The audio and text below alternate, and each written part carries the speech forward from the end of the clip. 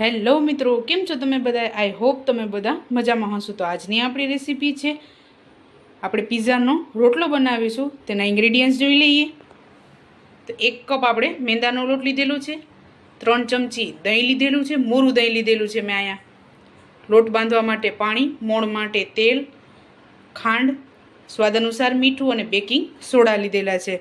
તો ચાલો recipe start કરીએ. સૌપ્રથમ આપણે લોટ બાંધી લેશું. તો આપણે આ લોટને ચારી લીધો છે. તો સૌપ્રથમ ખાંડ એડ કરશું આપણે, સ્વાદ અનુસાર મીઠું એડ કરશું, બેકિંગ સોડા, ત્યારબાદ દહીં એડ કરશું. આપણે 2 ચમચી જેટલું જ દહીં એડ કરશું, જરૂર લાગશે તો એડ કરશું. મોણ માટે તેલ એડ કરશું 2 ચમચી જેટલું.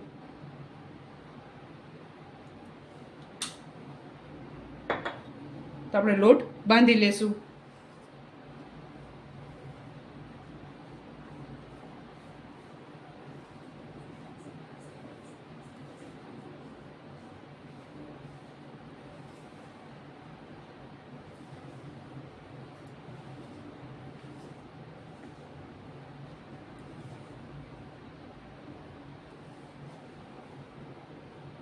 તો અહીંયા આપણે નોર્મલ ગોરાનું પાણી લીધેલું છે.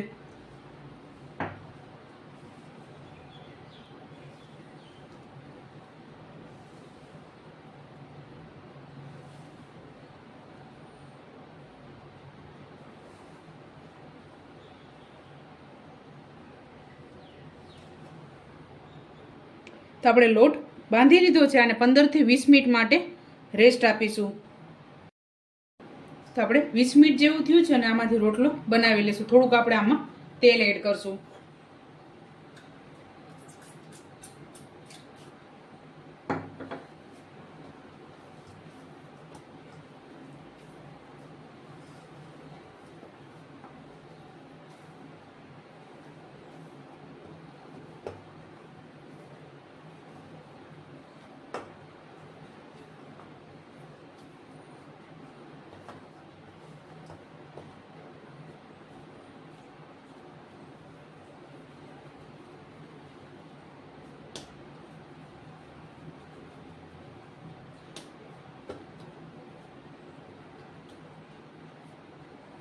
તો આપણે આમાંથી રોટલો બનાવી લઈશું.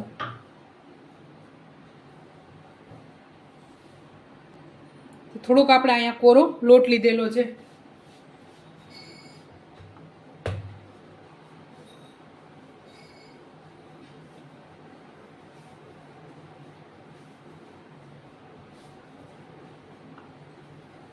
અહીંયા તમે ઈસ્ટ પણ યુઝમાં લઈ શકો છો. મેં બેકિંગ સોડા લીધેલું છે, તમે ઈસ્ટનો પણ યુઝ કરી શકો છો. આપણે આ રોટલો વણી લીધો છે ને આ થોડોક આપણે જાડો રાખવાનો છે અને આપણે આમાં કાણા પાડી લેશું કાંટા ચમચીની મદદથી.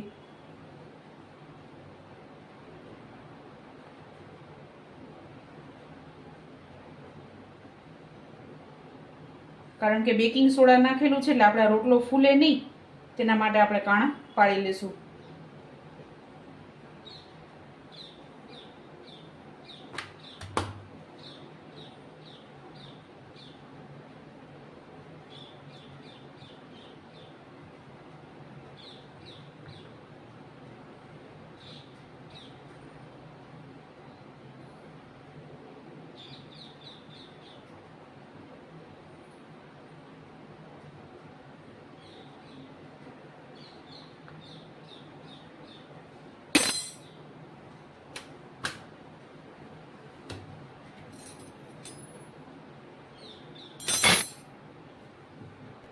તો આપણી તવી ગરમ થઈ ગઈ છે, તો આપણે આને શેકી લેશું.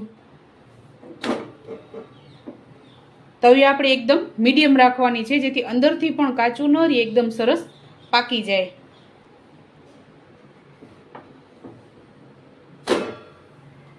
તો આપણે આ રીતે શેકવાનું છે. આને બહુ ડાર્ક નથી કરવાનું આપણે આને.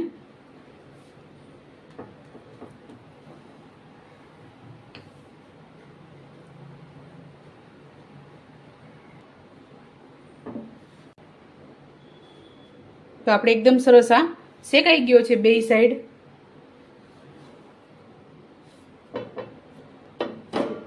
તો આપણે આને ઉતારી લેશું. તો ચાલો મિત્રો, તૈયાર છે આપણો પિઝાનો રોટલો. તમે પણ આ જ રીતે બનાવજો અને મને યાદ કરજો. મારા વિડીયોને લાઇક, શેર અને સબસ્ક્રાઈબ કરવાનું ભૂલતા નહીં. તો ચાલો મળીએ નેક્સ્ટ વિડીયોમાં.